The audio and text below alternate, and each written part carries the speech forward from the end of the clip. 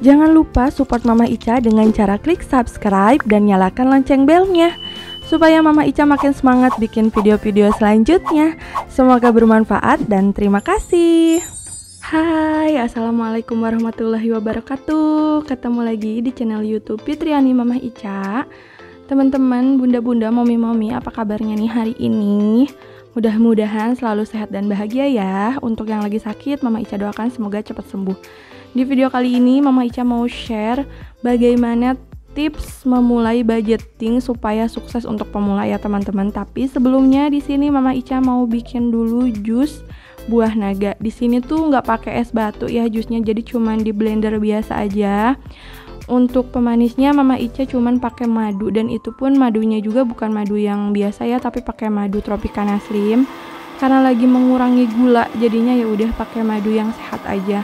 Nah ini seperti biasa cukup di blender aja. Setelah cukup halus kita tinggal tuangkan ke dalam gelas. Lalu setelahnya kita tinggal tambahkan susu full cream, itu yang yang biasa aja gitu ya. Alangkah lebih baiknya sih pakai yang low fat, cuman Mama Ica nggak punyanya yang ini, ya udah yang ada aja di rumah ya. Lanjut, kalau misalnya kurang manis teman-teman bisa tambahkan madu lagi. Nah madunya madu yang kayak gini ya teman-teman, jadi tinggal ditambahkan aja sesuai selera. Nah ini tuh enak banget, jadi walaupun dia nggak pakai es batu dia tetap enak banget. Kalau misalnya teman-teman mau yang lebih dingin bisa ditambahkan potongan es batu biar nanti jatuhnya tuh lebih segar banget. Cuman karena ini tuh si susunya itu sama si buah naganya juga baru keluar dari kulkas, jadi ini tuh masih dingin banget kalau menurut Mama Ica ya. Nah kita lanjut aja langsung ke inti videonya. Tentu teman-teman kan tahu kalau misalnya Mama Ica itu udah memulai budgeting itu dari bulan Agustus ya. Nah dari bulan Agustus terus lanjut ke bulan September, alhamdulillah ya, walaupun ada yang sempat over budget tapi nggak apa-apa, toh itu juga belajar, tetap aja belajar dari setiap kesalahan. Nah di sini tuh banyak banget komenan-komenan teman-teman yang kayak pengen banget belajar budgeting tapi nggak tahu harus gimana cara mulainya atau apa yang harus dipersiapkan gitu kan. Nah di sini Mama Ica bakalan bagiin tips. Nah tipsnya ya supaya teman-teman tuh sukses buat budgeting gitu. Tapi sebelumnya Mama Ica mau ucapkan terima kasih dulu untuk teman-teman yang udah mengklik video ini, yang udah meluangkan waktunya untuk nonton video Mama Ica. Terima kasih juga untuk teman-teman yang selalu support channel ini dari dulu ataupun baru. Pokoknya semoga kebaikannya teman-teman tuh dibalas berkali-kali lipat oleh Allah Subhanahu wa Ta'ala ya. Untuk yang baru bergabung atau yang baru menemukan channel ini, Mama Ica ucapkan selamat datang dan salam kenal. Pokoknya salam silaturahmi dari Mama Ica. Nah, di sini lanjut langsung aja ya. Nih, di sini ditulis tips sukses memulai budgeting untuk pemula. Nah, apa aja sih yang mesti kita siapin untuk memulai budgeting, apalagi untuk pemula ya. Dulu juga Mama Ica pemula banget kan, apalagi baru mulainya tuh di 2 bulan terakhir ya. Yang pertama, bersyukur. Kita wajib banget bersyukur dengan rezeki yang kita dapatkan ya. Jadi teman-teman tuh nggak perlu iri sama rezeki orang lain. Kan kadang ada ya, kalau misalnya yang Mama Ica pernah lihat gitu, kayak ada orang yang pas tahu rezeki orang lain tuh atau penghasilan dari suami orang lain atau penghasilan rumah tangga dari orang lain tuh dia kayak, dia mah enak lah, orang penghasilannya segitulah, kita mah segini, gimana mau. Jangan kayak gitu ya teman-teman. Selalu ingat kalau misalnya rezeki terbaik itu rezeki yang kita miliki saat ini. Jadi nggak perlu kayak kita iri sama rezeki orang, nggak usah ya. Toh Allah itu udah menakar rezeki sesuai yang kita butuhkan. Jadi ya Allah tuh ngasih rezeki itu sesuai yang kita butuhkan, bukan yang kita inginkan. Nah di sini tuh ya teman-teman tentu tahu ya, udah ada kan banyak di Al-Quran juga kayak misalnya kalau kita bersyukur maka akan Allah tambah nikmatnya. Jadi di Al-Quran aja udah tertulis, kenapa teman-teman tuh nggak ngikutin gitu kan, padahal Allah tuh suka banget dengan hambanya yang bersyukur. Nah yang kedua, sedekah. Sedekahlah minimal 2,5%. Kenapa sedekah wajib? Karena teman-teman tuh mesti tahu ya kalau dalam rezeki kita itu ada hak orang lain yang wajib kita tunaikan. Jadi Mama Ica tuh inget banget pesan dari orang tuanya Mama Ica, terutama Mama ya. Mama tuh selalu bilang, Neng kalau misalnya dapat rezeki berapapun yang suami kasih, pokoknya yang pertama kita bersyukur dulu, yang kedua ingat sedekah katanya. Sedekah itu nggak perlu nunggu kaya, nggak nunggu kita banyak uang, nggak usah. Pokoknya ya minimal seminimal-minimalnya 2,5% dari yang kita dapatkan ya, dari rezeki yang kita dapatkan. Nah, ada juga yang pernah bilang katanya, kok sedekah diumbar-umbar katanya gitu kan. Ya teman-teman, sedekah itu boleh sembunyi-sembunyi, atau boleh kita sedekah terang-terangan gitu, ngasih tahu ke orang kalau kita sedekahnya segini. Tapi yang nggak boleh itu kita tuh sembunyi-sembunyi atau diam-diam nggak sedekah. Nah itu tuh nggak boleh ya. Jadi ya kita lihatnya gini aja deh, mungkin dia kenapa sedekahnya dikasih tahu ke orang, mungkin ya biar memotivasi orang lain, kayak misalnya dia aja yang misalnya penghasilannya segitu bisa sedekah, kenapa saya yang lebih besar ataupun yang sama gitu dengan dia, kenapa saya nggak bisa? Dan sedekah tuh banyak banget manfaatnya kalau teman-teman mau tahu, kayak misalnya terhindar dari mara bahaya, bisa tolak bala juga, terus pokoknya ya rezeki kita juga makin berkah, karena sesungguhnya rezeki yang sesungguhnya itu bukan dari nilainya ya teman-teman, tapi dari keberkahan si rezeki itu. Banyak loh orang yang kaya kalau lihat penghasilannya segitu, tapi kenyataannya dia tuh masih nggak kayak kesusahan. Kenapa? Nah ini yang disebut rezeki yang berkah. Makanya jangan lihat rezeki itu dari ya nominal uangnya. Nah yang ketiga, sebenarnya ini salah sih, sebenarnya ini harusnya poin keempat, tapi nggak apa-apa, udah terlanjur ditulis ya, jadi langsung aja Mama Ica bacakan. Yang ketiga, utamakan membayar kewajiban seperti SPP, listrik, terus kalau misalnya teman-teman yang nggak punya BPJS gitu kan, bayar BPJS dan yang lain-lainnya, itu yang wajib dulu, yang kalau kita nggak bayar tuh kita nggak bisa pakai, kayak misalnya listrik nih. Kan kalau misalnya kita nggak bayar, misalnya kayak yang pasca bayar, tentu kan nanti ada panggilan dan nanti bisa dicopot kan listriknya, ataupun misalnya yang kayak listrik token, kalau kita nggak ngisi kan nggak nyala kan lampu kita, listrik kita gitu. Nah utamakan yang itu dulu, itu tuh kan bener-bener wajib dulu. Nanti setelahnya kita bisa ngatur kayak di belanja bulanan, belanja mingguan, nanti kita tinggal atur-atur berapa porsinya gitu ya. Kalau ini, yang ini tuh sudah diutamakan.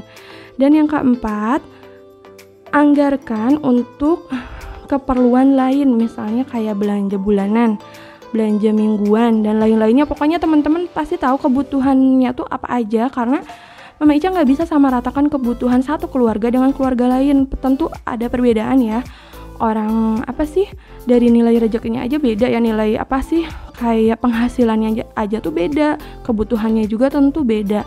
Karena kan kadang ada yang misalnya satu anak nih sama, belum tentu kebutuhannya tuh sama, belum tentu banget. Makanya teman-teman coba, cuman teman-teman yang tahu kan kebutuhannya teman-teman tuh apa aja. Jadi silakan dicatat aja kalau misalnya teman-teman misalnya pengen ini, nggak langsung ditulis gitu, coret-coret dulu aja, karena Mama Ica juga dulu gitu, apa aja nih yang kebutuhannya Mama Ica nih di 1 bulan gitu kan. Karena ya itu yang tahu kebutuhan di keluarga teman-teman itu pasti teman-teman sendiri kan, bukan orang lain. Makanya catat aja, nggak apa-apa. Nah yang kelima, ini harusnya di nomor 3 sih, cuman ini udah tanggung, udah kepalang, udah nulisnya udah sampai di itu baru inget loh ini ketinggalan. Nah yang kelima itu adalah nabung. Usahakan teman-teman nabung ya, minimal 10% dari pendapatannya teman-teman di setiap bulannya. Kenapa nabung itu penting? Karena kita nggak tahu kedepannya bakalan, ya wallahu alam ya, mudah-mudahan kita selalu sehat, selalu terhindar dari mara bahaya dan apapun gitu ya.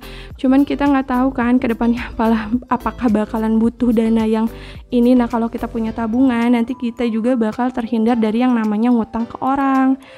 Nah yang keenam, anggarkan untuk biaya tak terduga, uang pegangan, dan dana darurat. Kenapa ini penting? Kenapa harus tiga-tiganya ini harus ada?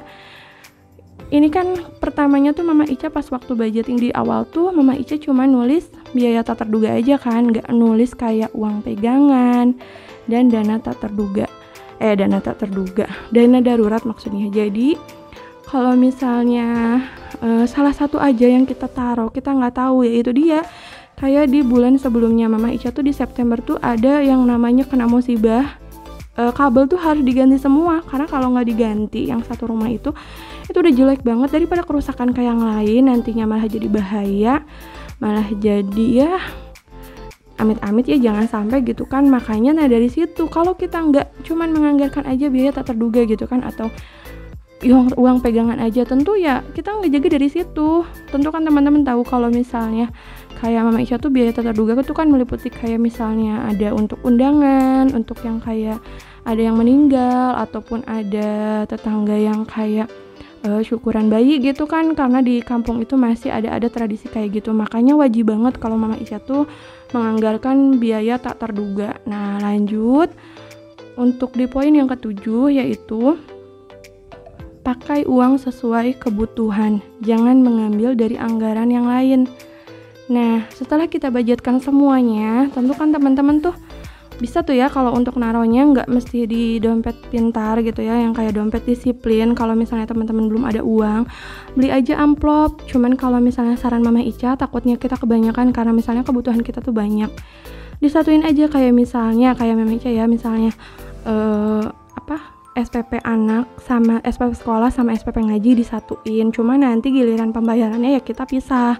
Atau misalnya pulsa listrik sama pulsa handphone, nah gitu. Jadi nanti kita tuh ingat, oh ini tuh nanti ditulis di depannya, ini untuk kebutuhan apa. Nah kita tuh jangan ngambil, jangan kayak ini biaya belanja mingguan nih, aduh takut kurang ya udah ngambil dari minggu selanjutnya. Nanti di minggu selanjutnya kalau udah terpakai gimana, orang udah kepakai kan, mendingan ya udah kita atur-atur aja pokoknya gimana caranya untuk supaya yang kita anggarkan itu cukup. Nah yang ke-8, kurangi membeli barang yang tidak perlu seperti baju, tas, dan yang lain-lainnya. Misalkan teman-teman masih banyak punya kayak baju yang layak pakai, atau tas udah numpuk, sepatu udah numpuk, udah stop deh beli yang kayak gitu.